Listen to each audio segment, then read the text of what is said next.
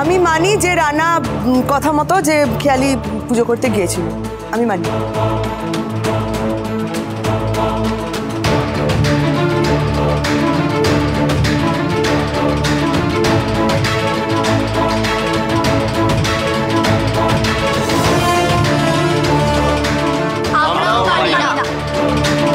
अरे हम भी चिल्ली दोले दैया रे दैया।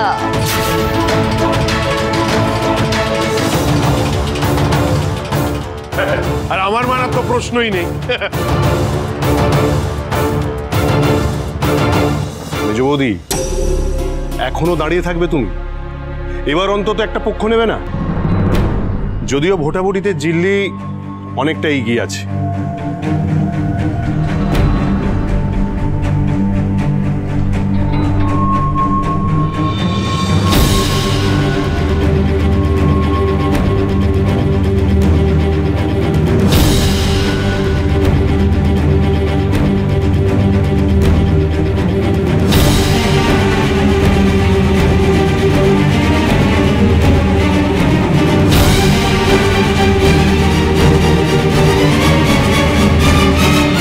শুধু তোমাকে একটা কথাই বলার আছে, খেয়ালি আমার ছেলেটার কোনো ক্ষতি করো না। ওর কি দোষ বলো? এই ঝিল্লিকে দাঁড়াও দাঁড়াও মেজু, কার্তিকের সমর্থন বেশি, সেটা জলের মতো পরিষ্কার হয়ে গেছে, সে নিয়ে আলোচনা করার কোনো দরকার নেই। এবার আমার একটা কাজ বাকি আছে, সেটা করতে দাও আমাকে। এই কুলাঙ্গা, যা তো জঘন্য বউকে নিয়ে বাড়ি থেকে বেরিয়ে যা, বেরিয়ে যা, তোর আর মুখ দেখতে চায় না। যা, বেরো বেরো বেরো বেরো। ও কেন যাবে? কেন ও কেন যাবে? জেঠু না জেঠু, রানাদা যাবে না। রানাদা কেন যাবে? কেন যাবে? হ্যাঁ, ঋষির এত বড় ক্ষতিটা কে করেছে? ওর বউ করেছে।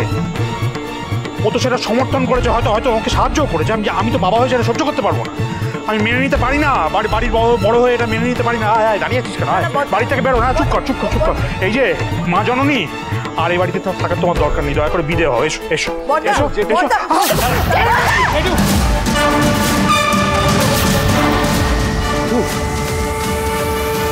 বড় যা,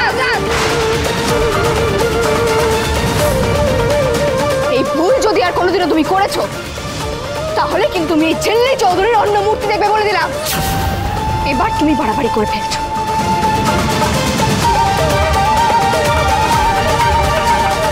রানা যাবে না, কিন্তু যে এই অন্যায়টা করেছে সেই বাড়ি ছেড়ে চলে যাবে।